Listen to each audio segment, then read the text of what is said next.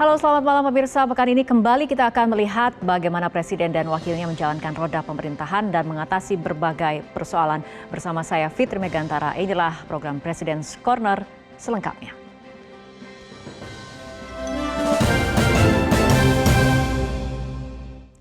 Memantau inflasi masih menjadi agenda prioritas Presiden Jokowi. Salah satu caranya dengan turun langsung ke lapangan.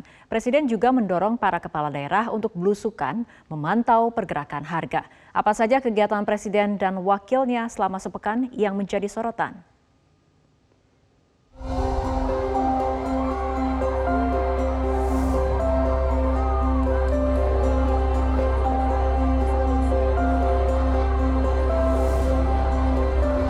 Inflasi terus disoroti Presiden Jokowi. Untuk memantau pergerakan harga, Presiden tak ragu turun langsung di tengah warga. Biasa ngeceki harga-harga utamanya harga sembako, beras, minyak. Saya kira di Sulawesi Utara kondisinya stabil, inflasi juga sangat terjaga di angka 4% di Kota Manado dan sekitarnya saya kira sangat baik.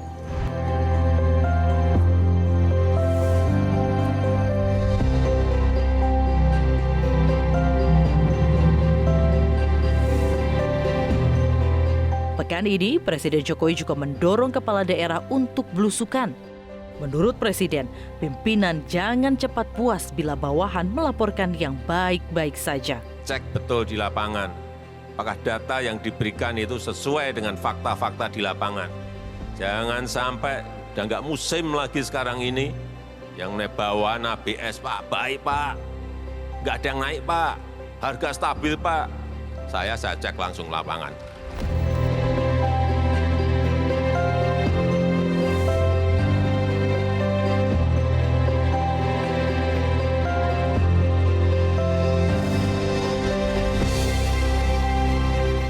Selain belusukan di pasar, Presiden Jokowi pekan ini juga meninjau kawasan wisata Likupang di Minahasa Utara, Sulawesi Utara.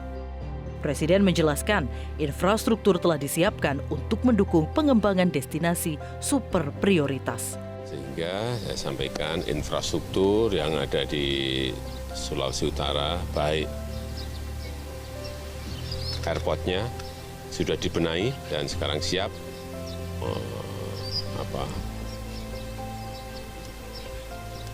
untuk menampung terminalnya dalam jumlah yang besar. Kemudian dari airport menuju ke Likupang ini bisa lewat darat yang jalannya sebagian sudah diperbaiki. Saya kira kalau dibandingkan sebelumnya jauh sekali, sekarang sudah mulus. Saya buka rapat pimpinan Kementerian Pertahanan tahun 2023. Terima kasih. Wassalamualaikum warahmatullahi wabarakatuh. Di awal tahun ini, Presiden juga meminta Kementerian Pertahanan memainkan peran sebagai koordinator intelijen negara. Kita kan memiliki ada informasi intelijen BIN, informasi intelijen di TNI, di Polri, di BSSN, semuanya itu harus diorkestrasi sehingga menjadi sebuah informasi yang solid. Yang informasi itu diberikan ke kita untuk membangun sebuah polisi kebijakan.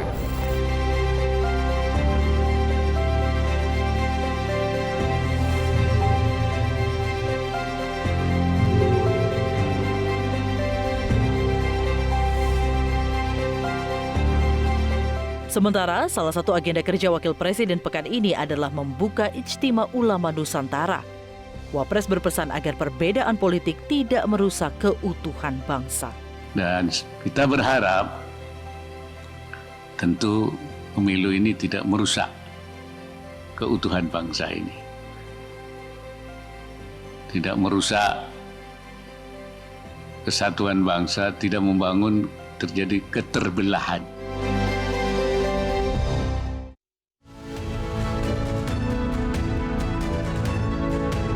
Buatlah brand kota sesuai dengan potensi dan keunggulan kita masing-masing. Jangan semua kota dan kabupaten kita ini sama semuanya. Ada beriman, ada berhiber, ada berapa lagi, berseri, ada berapa lagi, semuanya. Pemirsa, tidak mudah mencari jati diri, apalagi jati diri yang mampu mendukung perputaran roda ekonomi. Kepada kepala daerah seluruh Indonesia, pekan ini Presiden Jokowi mendorong setiap daerah mencari jati diri yang unik untuk membantu mengembangkan potensi ekonomi yang dimiliki.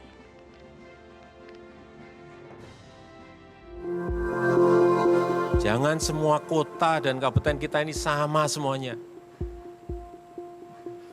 Namanya memiliki brand yang hampir mirip-mirip. Ada beriman, ada berhiber, ada berapa lagi, berseri, ada berapa lagi, semuanya. Pasaran. Itulah kritik Presiden Jokowi terhadap moto berbagai daerah di Indonesia yang mirip antara satu dengan yang lainnya. Kritik itu mengemuka saat Presiden membuka Rakornas Kepala Daerah dan Forkopimda seluruh Indonesia pekan ini. Presiden Jokowi lalu memberi contoh pemerintah daerah negara lain yang mampu merumuskan jati diri sesuai potensi ekonomi yang dimiliki. Coba kita lihat di Davao, Filipina, itu kota pisang. Di semua tempat adanya hanya pisang. Industrinya pisang. Tarian pisang. Semuanya pisang aja. Sehingga kalau orang mikir Davao, pisang. Di High Point, di North Carolina, di Amerika, ada yang namanya High Point. Itu setiap tahun mengadakan pameran mebel terbesar di dunia. Semua orang mebel tahu kapan kita harus pergi ke High Point. Di semua sudut kota, isinya hanya mebel. Harus diakui, kemampuan pemerintah daerah untuk kreatif mengembangkan potensi wilayahnya belum seragam. Presiden berharap kepala daerah menjadi ujung tombak dalam menggerakkan birokrasi di bawahnya agar potensi ekonomi di daerah betul-betul tergali. Buatlah brand kota sesuai dengan potensi dan keunggulan kita masing-masing. Bisa misalnya kota pisang, kenapa tidak? Bisa kota ikan, kenapa tidak? Bisa kota musik, kenapa tidak?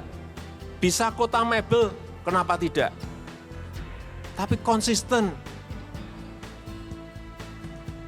Kalau sudah kota pisang, berarti nanam pisangnya harus lebih banyak di kota itu.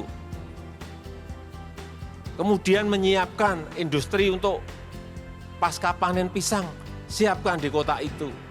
Sehingga brand kota itu akan kelihatan.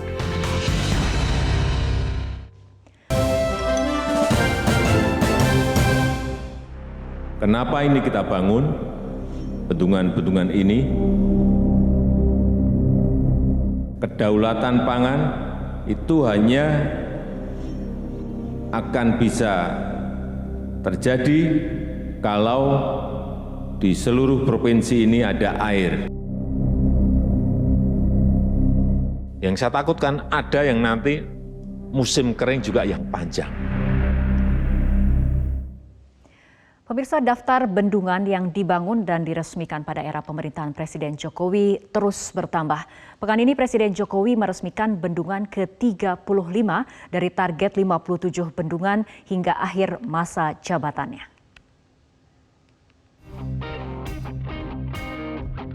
Di bulan pertama 2023, Presiden Jokowi meresmikan bendungan Kuil Kawangkoan di Minahasa Utara.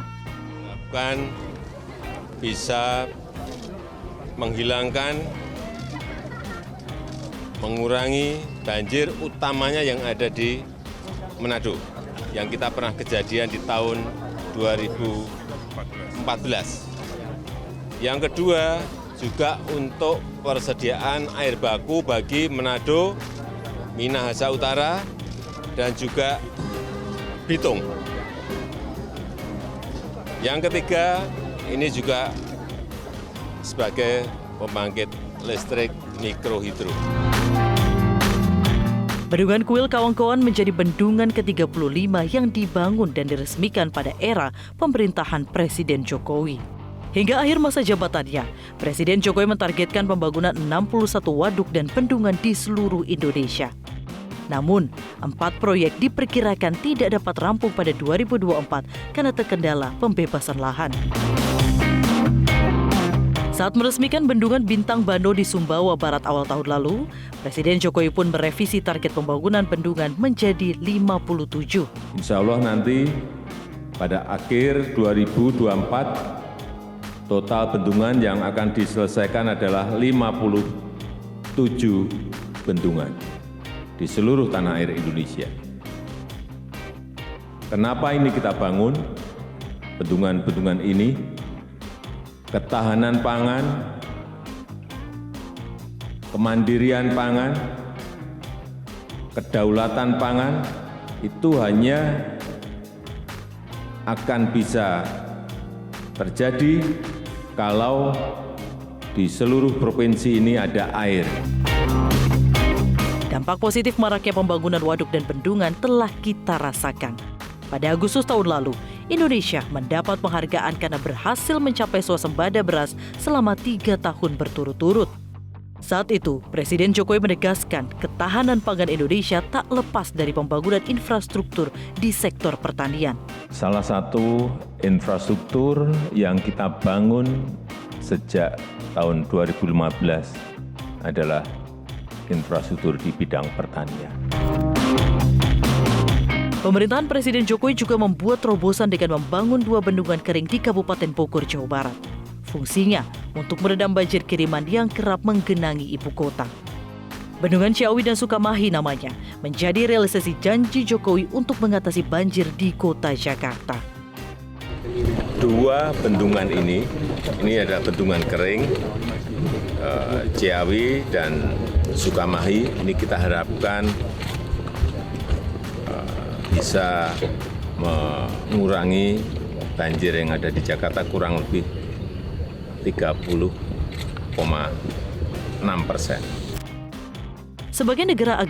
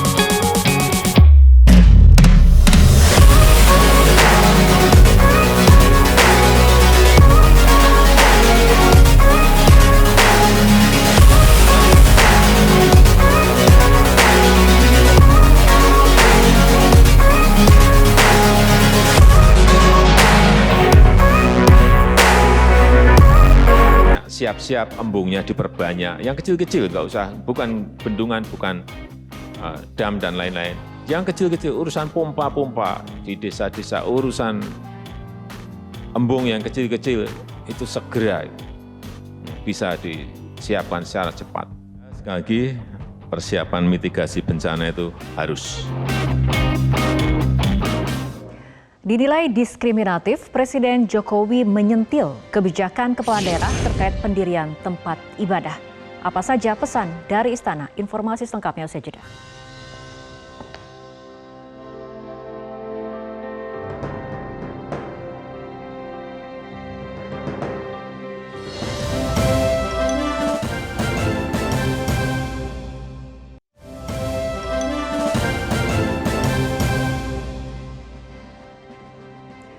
Pemirsa, saat berpidato di hadapan kepala daerah seluruh Indonesia pekan ini, Presiden Jokowi mengingatkan tanggung jawab pemerintah untuk menjamin kebebasan beragama.